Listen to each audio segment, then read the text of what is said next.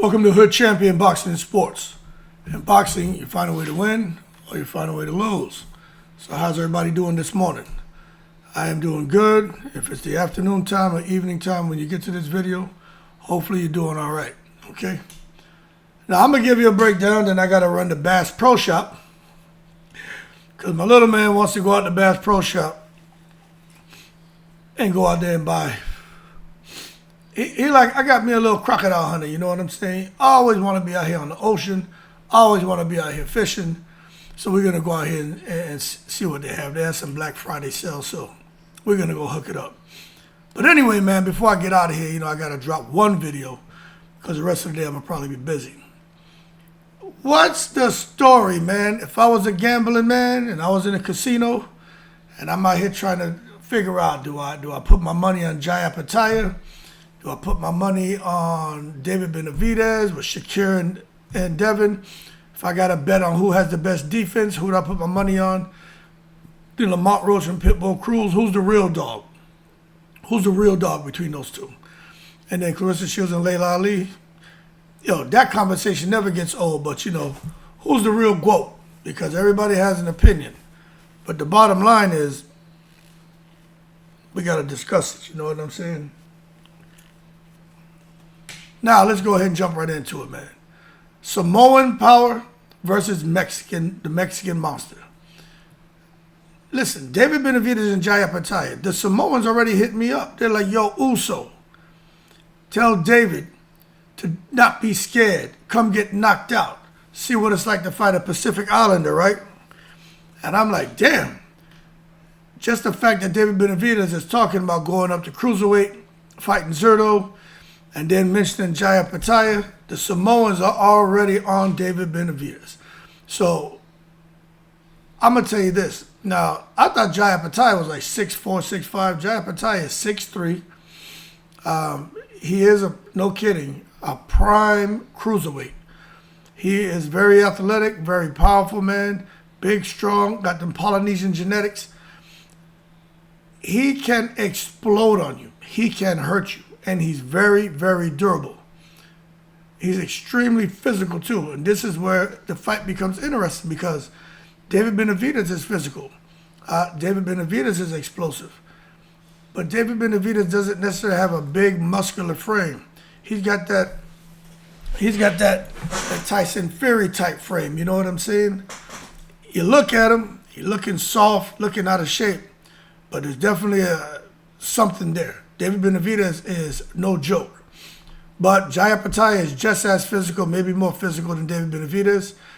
His punches carry thudding, bone-shaking, bone-breaking power.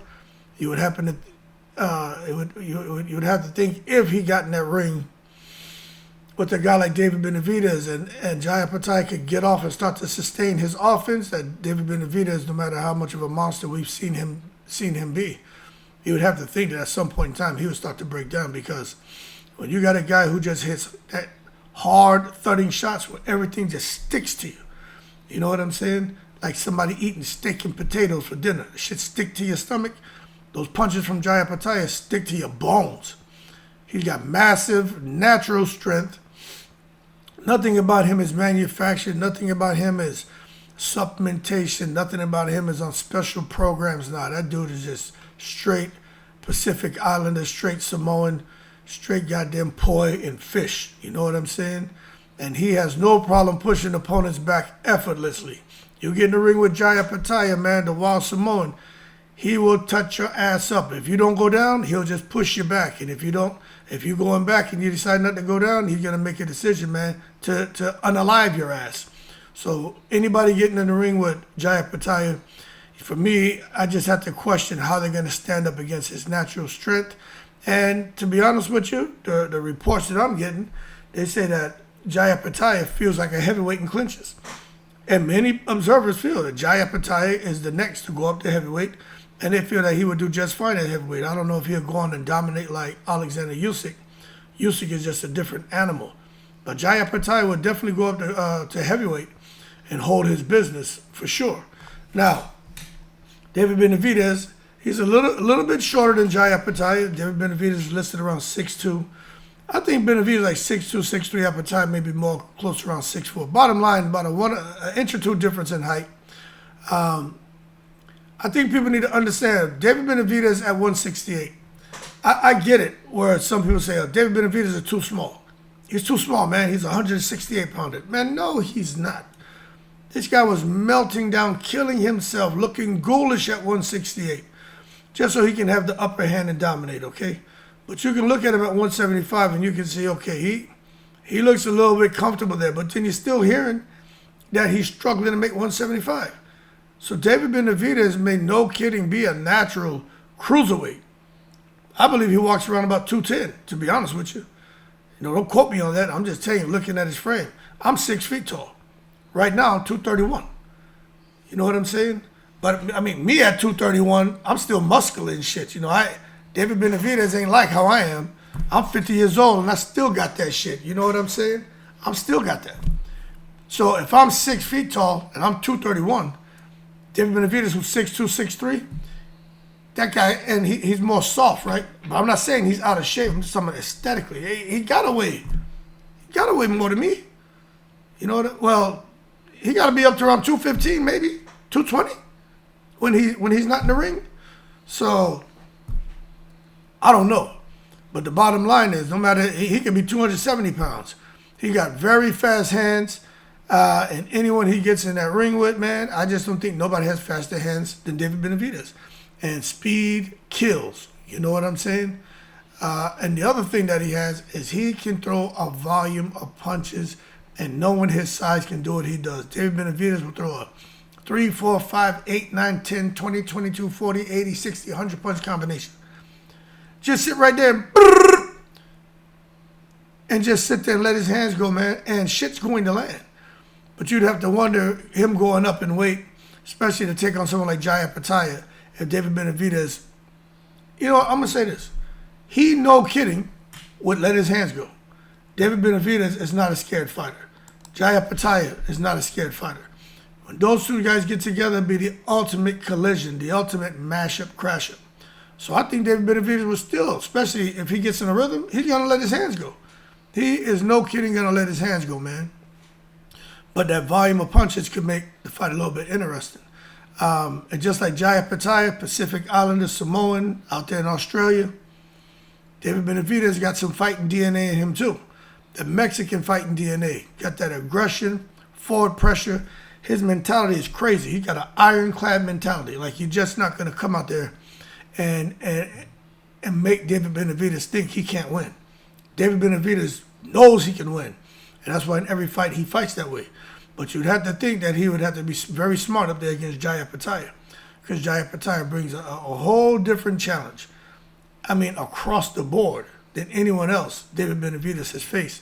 Even when David Benavidez goes to fight Zurdo Ramirez May of next year, I believe he beats him. But Zurdo is not Opetaia, and I think we all can agree on that. And the other thing about David Benavidez, he doesn't use karate-style power. You know what I mean? He's not in there trying to hi-ya. He ain't in there trying to do that bullshit, man. He uses accumulation, he uses speed, and pinpoint accuracy. You watch David Benavidez. When he's walking guys down, he'll throw that off-rhythm jab straight down the pipe. The right hand, quick to the body, come back upstairs with the other hand. You watch what he does. Everything he does, man, accurate, fast, and it's accumulation. It's a lot. He basically punches you into submission. Is he a one-shot KO artist? No. But he can definitely, man, beat you up and cause you to tap out. And that's a fact. Now, the power comparison. There ain't no comparison. So for all y'all no-gooders out there like, screw you, head champion, David Benavidez has the power. He's got the power. Opetaia doesn't hit like that. What you have for breakfast this morning, man? A bowl of dumbass? Get out of here. David Benavidez is the truth, but Opetaia, that's a whole different ball of wax. Get out of here, man. That's like a Cane Corso versus a goddamn Chihuahua. Get out of here with that, man. Opetaia's power equals explosive impact. Boom from the canyon. You know, boom from the cannon. Busta Rhymes shit. Think of David Tua and Alex Lepai. The Pacific Island explosiveness. David Tua was another one, man. That one, no matter what hand he hits you with, boy, them dudes hit like wrecking balls. And Jai Opetaia is no different. He also hits like a wrecking ball. One punch changes the momentum, balance, and confidence of opponents, and that one punch can knock you out cold. Now, conversely with David Benavidez, that power,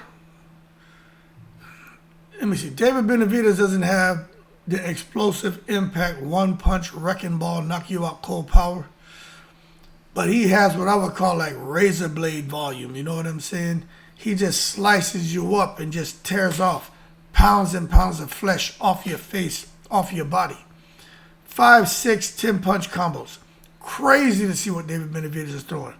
I mean, uppercuts in rapid succession that you never see coming and you never see stopping. You saw what David Benavidez did this past week in the Yardie? That wasn't the first time he's done shit like that. David Benavidez is a problem, especially once he gets his rhythm going and you can't slow him down, you're in trouble. And he has the kind of speed. He doesn't have speed like Amir Khan, but he has the kind of speed that catches you off guard and surprising you because you're sitting there watching him from your couch in a fight, and you're like, yeah, he look fast, but not that fast. But when you get in there, he hits you with that speed. It just overwhelms you. You realize that he's much faster than what you thought. And when he's able to get those shots off with them with that speed, not just upstairs, David Benavidez, if you don't know what you're looking at, you won't see it. He throws body shots every round, almost every combination. He goes to the body, and it looks simple. It looks like it's not all that, I would say, impactful. It doesn't have much of an effect on somebody, but you better believe he is breaking his opponent's lungs round after round after round. He is puncturing their lungs. And once you get into round 4 to 6, you start to see his opponents start to fold up like a bed sheet because the body work and the investments in the body starts to pay dividends. But all of that's cool because you're talking about offense and who's strong and who's fast, right? The mentality. Okay, that's cool. But chin and durability. See, this is what I think is going to make the difference. Jai Opetaia eats big shots like snacks. It's like he's sitting there eating hoe cakes. Hoe cakes. Hoes like to eat too. He took blows from true cruiserweights, got hurt, but you can see that he still has his wits about him to where he can still sit there and fight. But he takes big shots, and Jai Opetaia stays in the fight, man. He's been through wars. He has no problem going to the trenches, and he's able to dig deep and find a way to win. And to be honest with you, man, them Samoan fighters, man, they're historically extremely durable. You know what I mean? I remember growing up, I had my homeboy Plaie, and you know, every Samoan got a junior in the family. Greg, Joey, my boy Solo Nasulu and shit. We'd all be out there playing football because, you know, we all grew up together, but, you know, it's a little island connection. Me, the Caribbean, they Pacific Islanders. I'd be out there eating cassava and saltfish, and they'd be out saying, yo, what you eating? I'm like, yo, this right here is cassava, green banana. They eat the same shit. So we'd be sitting there laughing. I'd be like, yo, man, come here. Try this. We'd be eating and joking, but we be playing football and shit, that physical stuff. Them dudes just don't care, man. They get tackle football in the fucking street. You think I'm playing? They should be playing tackle football in the goddamn street. I'm just some rough ass people, man. But that's something y'all need to take into consideration when you're looking at David Benavidez and Jai Opetaia.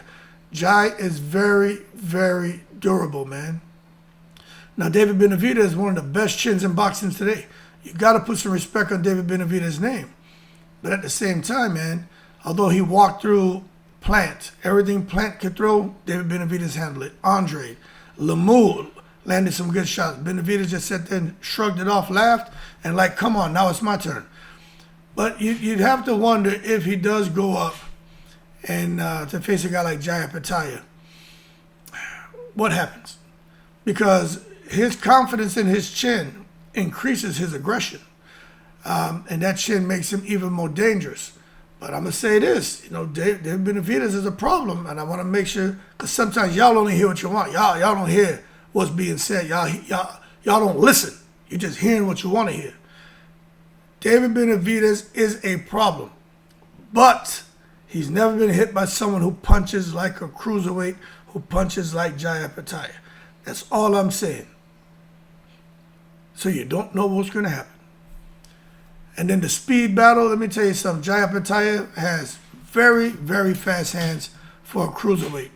Excellent footwork, explosive, not rapid fire. But that's why Opetaia is able to stay a step ahead of his opponents. With David Benavidez, we just got to sit back and wait and see how all that plays out. Because to be honest with you, David Benavidez has, to me, unfair speed at the heavier weights. That man has his hands speed like, I ain't gonna lie, his shit may be like Amir Khan, you know what I mean? Fast hands, combinations, and you just get overwhelmed. That's how Amir Khan would do you, the same way. Them 6, 10 punch, 20 punch combinations with that like middleweight like speed is just absurd, man. And him going up to cruiserweight now, yeah, I think he definitely has the fastest hands at cruiserweight. Then speed, pressure, everything, power, everything, chin, it just makes a nightmare. Instead of call him David Benavidez, the Mexican Monster, they should probably call him David Nightmare Benavidez. But when it comes to speed, he definitely wins the speed category, man. But at the end of the day, it may just boil down to heart and mentality, man. Opetaia, in case y'all didn't know, he fought an entire round with a broken jaw. Never quit, war mentality, island toughness, calm but ruthless. Man fought a whole damn round with a broken jaw. I don't know if y'all remember when Edison Miranda fought Arthur Abraham. Arthur Abraham fought that whole fight with a broken jaw. It was nasty. They didn't stop it. He won. But his shit was bad. Bad. When I say his jaw was bad, it was horrible. They should have stopped the fight. But anyway, Edison Miranda got jerked, but he really deserved to get that win. Then Benavidez fights angry, fights with passion. I call him the devil, man. Benavidez will no kidding take your life in the ring. His pressure is just, if he can get going, that pressure he puts on his opponents is mental torture. Wants to dominate you, wants to humiliate you, and he's got that dog in him, man, and got that rare spiritual aggression. Heart-wise, Benavidez, Opetaia, they both got, I think it's equal, man. Both men die before they fall. Like, neither one is going to quit. Like, you really got to pick them up off the canvas, try to resuscitate them. They're not going to quit. But who wins? Listen, this whole idea of Opetaia and David Benavidez fighting, it's insane, man. Absolutely insane. Jai is, too big, too strong, too physical, and too naturally heavy. David is just too fast, too tough, too relentless. So if it happens at cruiserweight, Opetaia wins. Too big, too strong. His power would affect Benavidez more than anything David has ever tested. That's how I feel. If they try to figure out some catch weight at 185 or something, well, maybe you got a 50-50 war. I don't think that would happen, but Benavidez' speed could slice up Jai, but Jai's size could wear David down. So it boils down to me like the speed versus the size. But at 175, we know Opetaia is not coming to the 175. He can't. But at 175, Benavidez, I think Benavidez could get Opetaia. I don't think Opetaia can make 175. I just don't. I think Benavidez will win at 175. But the best version versus the best version, what happens? You're talking about at an equal weight, somewhere where they're both able to perform at an optimal level. I think Benavidez wins the cardio and pressure battle, but Opetaia wins the pure power and physical strength battle. So the prediction would be Opetaia wins a razor war. I think he wins a razor-thin war. Maybe late stoppage, majority decision, just due to his size and natural cruiserweight strength. I don't know if Benavidez will really be able to handle. I don't know how it will be, but one thing for sure is Benavidez ain't good. He's not going to quit. Benavidez, I wouldn't be surprised if Benavidez got the win, but I would have to side with Opetaia. They always say a good big man beats a good small man, and I ain't saying David Benavidez is some damn strawweight, but Opetaia is just too big, too strong, too athletic, too much speed, too much power, too durable. Everything David Benavidez brings to the ring, Jai should be able to to absorb and handle that and then dish it back tenfold. But we're going to find out a lot about both fighters because I think they'll bring the best out of each other now. Transitioning on, Devin Haney and Shakur Stevenson. I see that like, yo, Devin is the best defensive fighter. Some saying, nah, Shakur is the best defensive fighter. You know what I say? In the most respectful way, hey, yo, hold your horses. Stop taking it to the stupid. Who cares? Best defensive fighter. They both had great defensively, but y'all want to argue about everything. Ridiculous, man. Now, one thing about Haney, his defense is based on distance, jab control, step back counters, smothering in the clinch, long arms to keep opponents away, safety first philosophy. Matter of fact, it's safety first, safety second, safety third. He is not flashy. He is a mundane fighter. I don't care. Boring, but effective. Okay? He's very strategic, but he's risk averse. I still believe Brian Newman Jr. is a tranquilized man, and I've always made jokes. Devin Haney is a risk averse man. I'm going to make a video today where he's a superhero cartoon character. His name is going to be Risk Averse Man. Fans are going to see what Haney does as running. In reality, though, even though I'm making jokes, it's just American boxing. Hit and don't get hit. Use your feet. Now, with Shakur's defense, different, man. I think Shakur's defense is better than Haney's. He's slippery, inside pocket slipping, shoulder roll, matrix head movement, catch and shoot, foot pivots, calmness under fighter, man. He can literally stand in your face and not get hit. And the Opetaia fight proved that shit to me. I was like, I even said Shakur should win the fight. But I'm going to go with Opetaia. And even though it may sound crazy that I'm saying I would bet on Shakur, but I think Opetaia wins, people didn't understand that. It's because I knew Shakur was special, but I was like, how's he going to deal with someone who's throwing 60 to 100 punches around? And you know what? He showed me. So, in my opinion, when it comes to the defense, Shakur can run. He can run around the ring like Devin. Devin can't stay in the pocket like Shakur can. I've seen Devin do it before, but not against somebody like Opetaia. Shakur would have fought Brian Norman Jr., and Shakur would have sat in the pocket and made him miss. Shakur can do that. Devin can't. Devin chooses not to do that. As a result, I got to give Shakur the nod. Now, as far as the comparison, look, Shakur's the better defensive fighter. He avoids, and this is why, he avoids punches with technique, not distance all the time. He will sit there and use skill to make you miss and make you pay. Devin, he as far as a defensive strategist, maybe Devin takes that.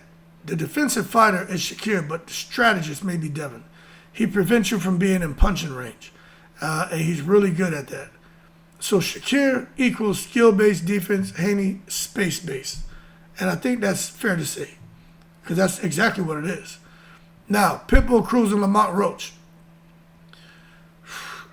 Let me tell you, I think this is a bad fight for Lamont Roach, but Lamont Roach can win. I just think stylistically, this shit is a bad matchup. In San Antonio, too, all you're going to hear is the Mexican horns. I hope Lamont Roach is ready, boy. The Mexicans ain't going to be playing with his ass. But Pitbull Cruz, constant pressure, hooks from weird angles, short, but he's explosive. He can actually out-jab the taller man. Very durable, thrives within close. Pitbull Cruz is a guy, I don't care what you're hitting him with, you're not discouraging him. He's got that old Mexican mentality, the brawler mentality, the machismo mentality. He ain't playing, man. That dude is, and I'm not even trying to be funny, that dude is fully loaded, man, on gorditas, chalupas, tortas, burritos, tacos, salsa, guacamole. He's bringing a Mexican explosion up in that ring. And if you ain't ready for that shit, he gonna have your ass running for the border. And I honestly think, man, that's what we could see when he faces Lamont Roach. Lamont Roach better understand, Pitbull Cruz is a problem. When I say a problem, Pitbull Cruz is a problem. But you know, Lamont Roach also showed us that he's a problem too. Problema.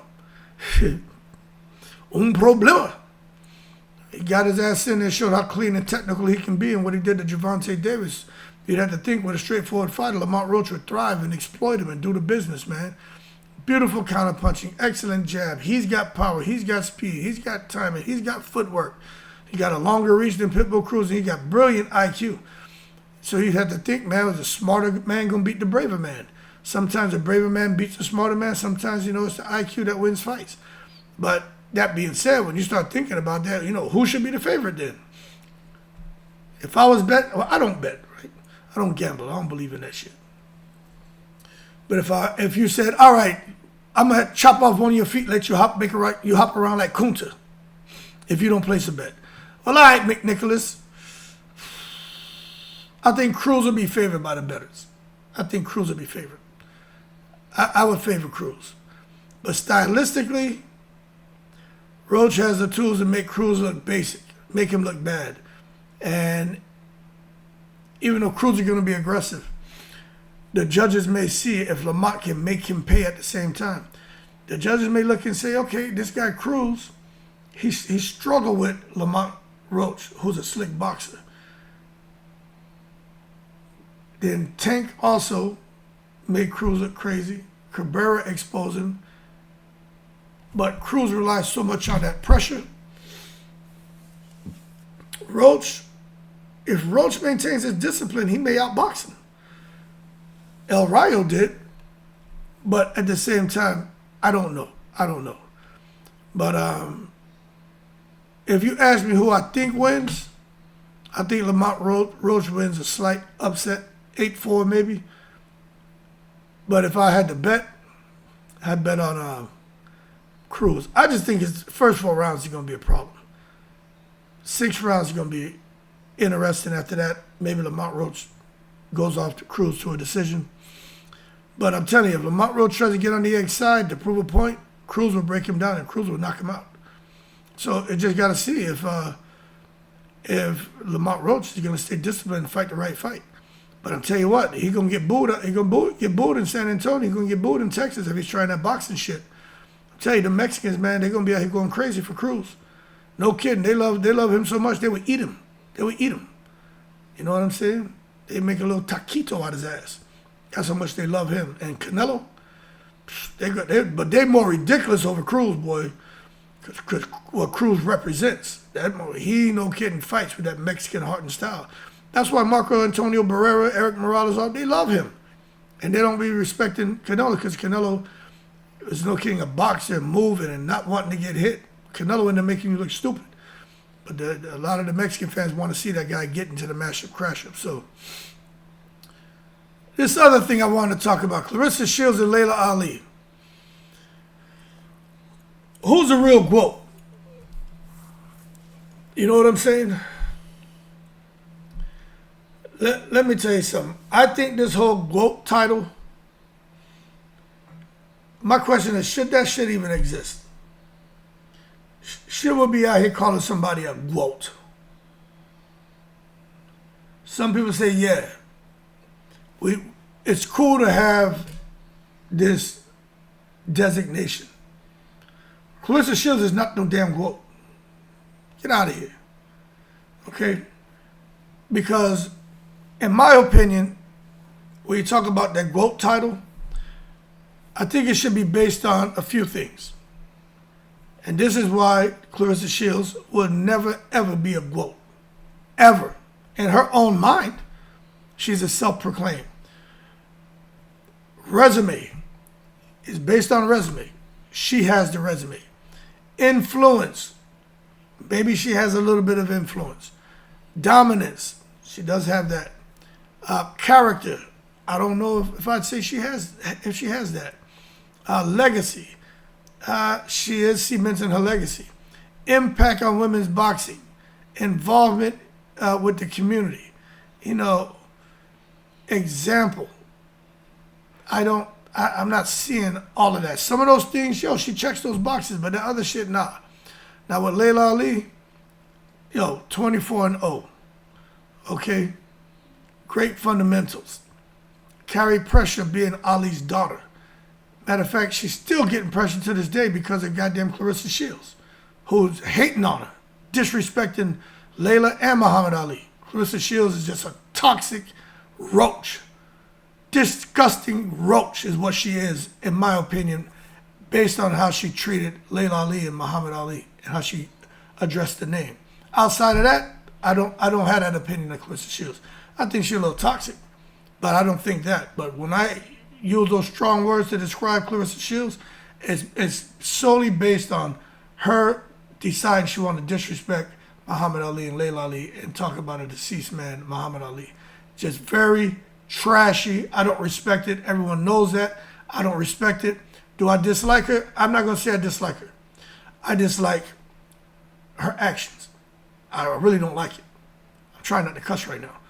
I don't like it. She's a woman, so I'll only go so far with how passionate I speak about my disagreements with the way she conducted herself. But understand, I think she's a roach for that. A stinking cockroach for disrespecting Muhammad Ali the way she did. And that's just how I feel. And I don't care how you feel about what I'm saying. I'm telling you that's how I feel. And if somebody else says I'll tell you, I don't care. That's disgusting. Disgusting. But back on Laila Ali. She carried the pressure of being Ali's daughter. And she still can't catch a break today because of this girl. She's always handled herself with class. Even if behind the scenes she lets go a few colorful adjectives because she's human. But at least she's got the sense to be like in front of the cameras and everything. She'll let you know she's pissed off, but that just shows growth and professionalism. There's so many other words you can use to express your frustration. And I'm the same way. I make a choice to do that 95% of the time. 5% of the time you catch me slipping, and you get what I used to be. Because it don't go anywhere. It just, shows growth. You try to change, but you push the wrong buttons, them quills will come out, won't they? But she has massive cultural respect, Laila Ali does, and she has passed the role model test, 100%. Now, the cons with Laila Ali, competition wasn't just that deep. Was it her fault? No, but it is what it is. And she just happened to retire before the rise of elite talent. And some avoided fights. That Ann Wolfe situation, I'll be honest with you, I don't know what the story is with her and Ann Wolfe and why they didn't fight. You hear all kind of things. It was Ann Wolfe, it was Laila Ali, it was politics, it was this. I don't know. But that's the one asterisk next to Laila Ali is why you didn't fight Ann Wolfe. And that I want to know that too. Now with Claressa Shields, look, remember, the only issue I really have with Claressa Shields is that disrespecting Laila Ali. The rest of that stuff is like whatever. It can annoy me. I can be like, here she go again. But that was about all you got out of me. When you hear me calling her a cockroach, yeah, it's because of that Laila Ali disrespect and that Muhammad Ali disrespect. But at the end of the day, I got to be fair. Claressa Shields is a 5-division champion, 3-time undisputed, 19 world titles, 2-time Olympic gold medalist, most skilled woman boxer ever. Got to give her that credit for that. She fought better competition. She carried women's boxing on her back. She has a truly historically great resume. All right. But the downside, the downside, the downside, attitude, brr, brr, brr, brr. Disrespectful language, lack of humility, internet rants. Pat, you hear her champion doing another video talking about me? Everybody talking about me. Battle Truth, this one, that one, guys, girls, everybody. Pat, they don't like me. What we gonna do when we see them?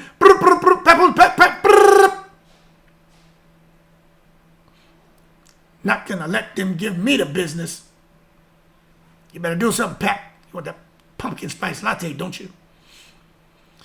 Yo, these internet rants have got to stop. Quit hiding under people's profiles or false accounts and coming out here. We know it's you. We know it's you.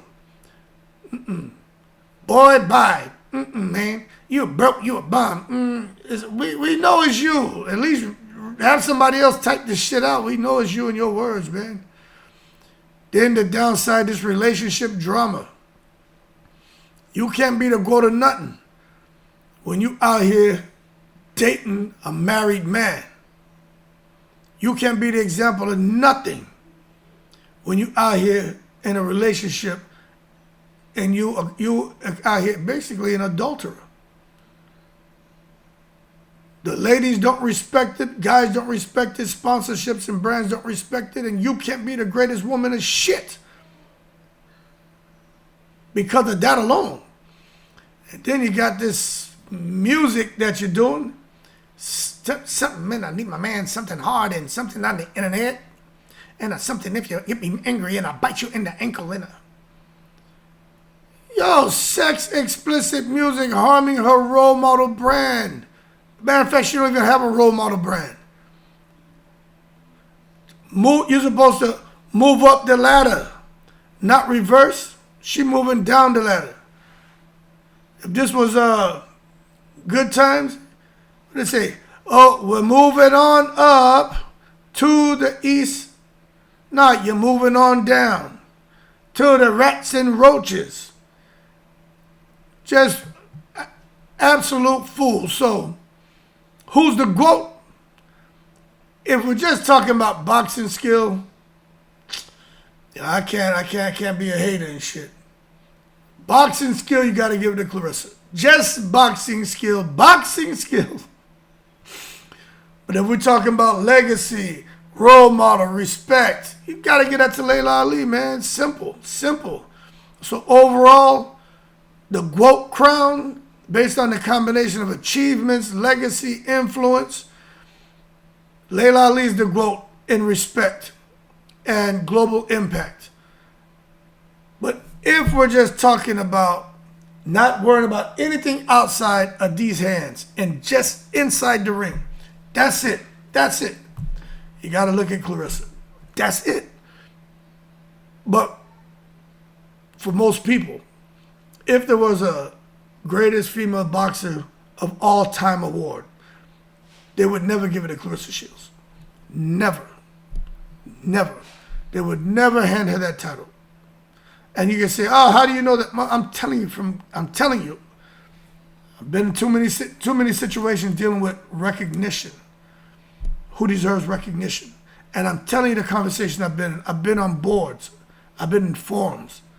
You know what I'm saying? I've been in team building exercises to talk about awards programs, trophy programs, recognition programs. I'm telling you, that shit about example, attitude, that shit comes up.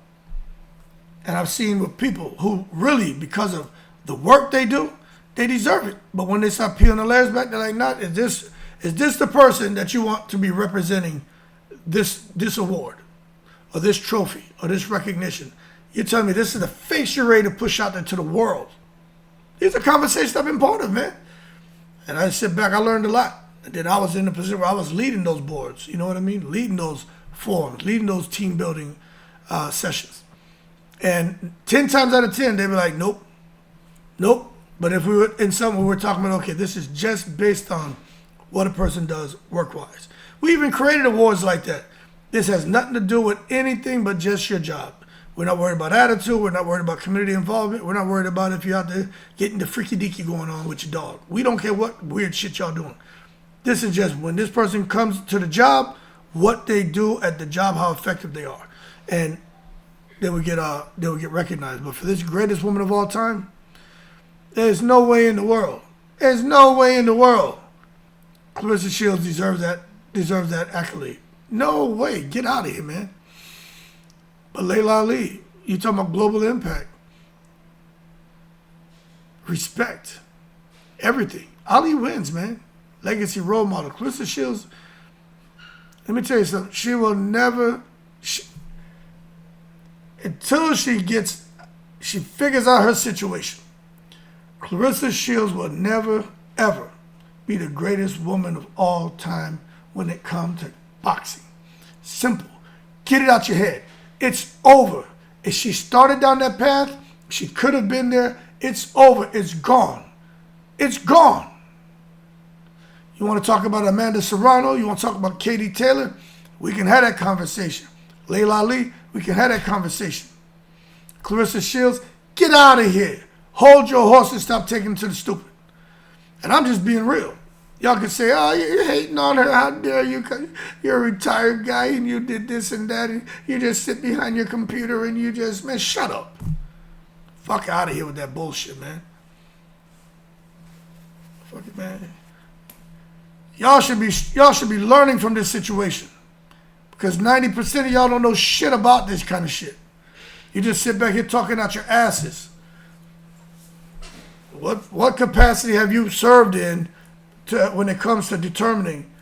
You got a group of people. You got this prestigious award, this prestigious accolade, and you can only give it to one person, right? So let's really talk about this, because I'm about to go to Bass Pro Shop. See my son out here shooting his little bullets and breaking them up, and he come in my office like when I'm not doing these videos, he come in here shooting at my ass. We be playing bullets all over the house. But you think about this, right?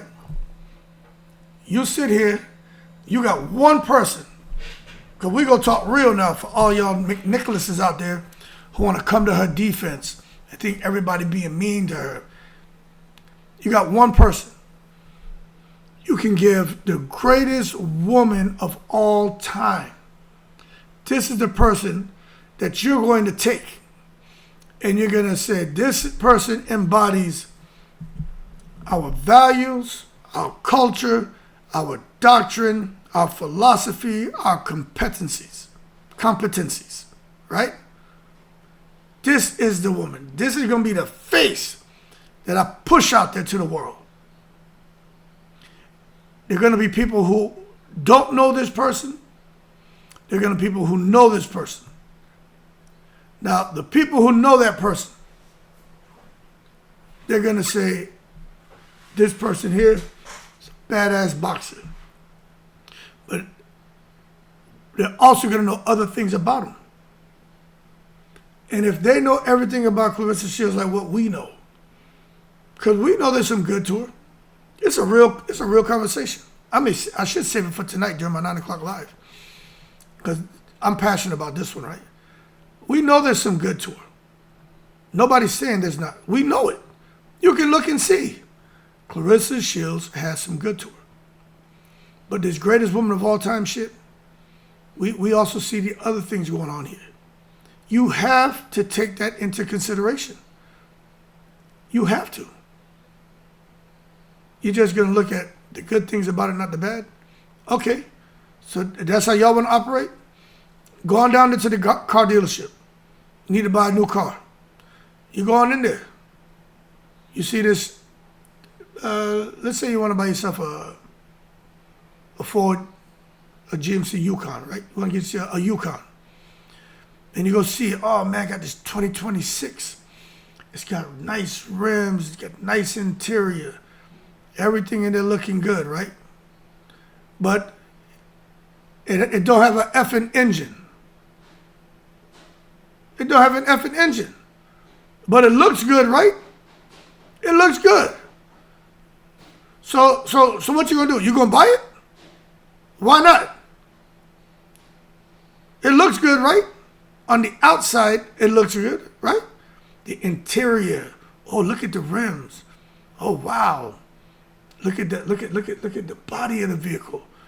Wow, I could kiss it. Pow! Whoa, I love this vehicle. But there's no engine in this shit. What's at the core of the vehicle? Nothing. We could push it around, we could parade it around, but it can't run on its own. No engine in it. You ain't gonna push that. You ain't gonna go and invest in that shit. With Claressa Shields, what's at her core? That's what she is. She's a big fancy vehicle with no engine, with no. I don't want to be too harsh, man. I'll just put it to you this way: attitude sucks. The language horrible. Lack of humility. Internet rants. Rapping about sex and shit now. You know, in a relationship, man, that you know is not. I'm telling you from experience. This ain't me just listening to the ladies on the live. This from experience. I'm telling you. I've talked about it. I've seen this shit time and time again, man. But I've mostly seen it happen to men. Can't keep your shit in your pants. Or you and your old girl go separate ways, and then now you want to come here to the next function and bring some chick. We all understand your situation. Yeah, you and your wife separated, but you're still married, but you're in a certain position where people are watching you. You, as frustrating and unfair as it may seem, you can't fucking do it. Simple. And I know it seems unfair, but perception is everything. Your position is everything. You're in the top 1%. You're very fortunate to be where you're at. Use some damn brain. No one's saying don't be smart about how you're moving. You should be. We're telling you don't be reckless. So to bring it all out to the public, that's the misstep. That's the fail. And someone can say, well, you're condoning what they're doing as long as they don't bring it to the public. If they would have never brought it out, nobody would know. So, McNicholas, stop hearing what you want to hear. But with that GWOAT thing, Claressa Shields never. Never. I don't care how skilled she is as a female boxer and division champion and all that. Never. She can never be the greatest woman of all time. Get out of here with that bullshit. She can call herself that. She has every right. But she's not. Not based on me and the criteria I use. But, you know, my background's different, so I always think whole person concept. To me, that's like winning. You guys wouldn't know what I'm talking about. But I'll simplify it. That's like having somebody, you have a weekly award, a monthly award for your section. Then you have a quarterly award for your section, but also for the other, you have 3 or 4 people from other sections you're competing with. Then you may have an annual award for everybody from all sections, and it may be 10 sections, right? But that annual award is the big one because you may have 8 different sections who all have a nominee. So now you have 8 nominees. And you got to sit there and determine which one of those 8 nominees deserves the distinction of, let's say, a greatest woman of all time award. Annual. And now you got to look at that.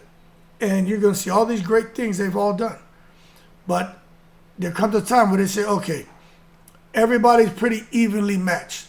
I've seen times when we've been in there, we take y'all ain't gonna know the names, but we take the documents with all the accomplishments, we'll just sit it down. They be like, throw that shit to the side.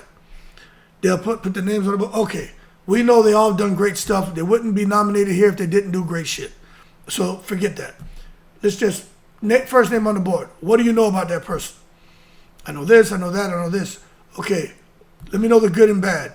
Be like, well, it shouldn't be any bad.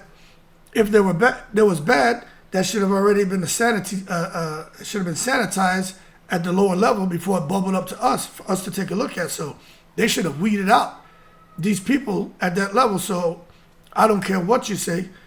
The person's here, we need to entertain them. But there's always going to be somebody like, nope, that's not how that works. Because a lot of times you can't trust what's going on at the lower levels because of the politics. They're going to try to slide people in underneath the radar and hope you don't catch it. So we used to do that, and we used to flag and catch all kind of shit. And I'm telling you, out of those 8 people, when you have stuff like this, I remember I used to do all that rapping and shit back in the day. I still got about 40-something songs out here on my computer. I would never play them. Maybe I would do one, but y'all wouldn't know. I may put one out here, but y'all wouldn't know it was me. But I remember I made a mistake. I had this young guy, man, in the section, talking about he wanted to be a rapper and do music. He had a studio. I was like, you got a studio? He like, yeah. And I was like, all right. He's like, I heard, man, that, you be doing your little chanting and this and that and rapping. And I was like, because they heard about me at the poetry nights. The whole crowd used to go berserk in there because of them crazy-ass songs. But I used to talk them, but so you could hear all the lyrics. And I made the mistake and said, I'll come over there. And so y'all come over there, come do a song. He had some beats. He had a couple, all right, well, like, yo, that shit is really good. Anyway, something was going on with the equipment, so I didn't get to do it, but I had the songs written. I came back, the next week, it's all everybody's talking about, hey, I heard you over there, man, and you were rapping and this, and the guy, he was talking about this song you did. And this is shit I had done like 10 years ago. I was just letting, listen to this. We're in there laughing. But I remember how that shit just, everybody was talking about it. And again, the lyrics were pretty slack. So I was like, nah, I can't do that shit no more. Because that shit spread. That shit had got all the way up to a level to where someone had pulled me aside. And they said, hey, you know, I hear that you're like a little Run DMC around here. And I was like, what you talking about? He was like, yeah, well, just, you know, be careful on sharing too much with these impressionable, those who are impressionable, right? Trying to change it. Watch what I say because you won't understand. But it said, those who are impressionable, be careful what you share with those who are very impressionable. And I was like, got it. I know what he was saying. And I went back, that YouTube page I had, I deleted that shit. And I told him, I was like, yo, man, I said, you know, I trusted you to sit here and for us to do something. I said, first thing you did was came back and try to play shit for people and show people the page. And you out here, man, fucking put me in a bad spot. And he was nervous and shit. I was like, no, I ain't coming here I'm not trying to chump you. I'm just telling you, like, you put me in a bad spot. But I said, it's not your fault, it's my fault. I said, but yo, don't worry about the music thing and all that, whatever you do. Because I was going to try to help him. I had no kidding, legit connections to help this guy. There was some talent there. But I was like, yo, I could do some songs for fun and put them on my channel. That's all I was thinking. I had no idea he was taking some of that shit and playing it for everybody. He was playing that shit to the girls in the section and everything. And like I said, some of those lyrics were slack. And I wouldn't have never wanted them to hear that. But anyway, that was the joke. They were like, yo, those songs were good. I'm like, yeah, whatever, talk about something else. But the bottom line is, when you have stuff like that that's out there, people sit back and they look at you kind of way. And when you get an opportunity for something comes up, for a big opportunity, sometimes you'll miss out on it. Just because of, you know, how you conduct yourself or what music or whatever it is. So anyway, when it comes to Claressa Shields, attitude, disrespectful language, sex explicit music, relationship drama, y'all think I'm making that up, man? Go to her Instagram page. I ain't gonna play it. You know, I really think she should be out here doing something more inspirational, but she can do what she wants. But this greatest woman of all time shit, some people disagree with me. I don't care. I think if we're just looking at boxing alone, Claressa Shields deserves that title. Just boxing alone. Claressa Shields, she can scrap, man. But outside of that, nah. Can't give it to her. So, who's the GWOAT? That's up for debate. I'll let y'all sort that out. It's time for me to go to Bass Pro Shop. Y'all keep cool. I'm in the breeze.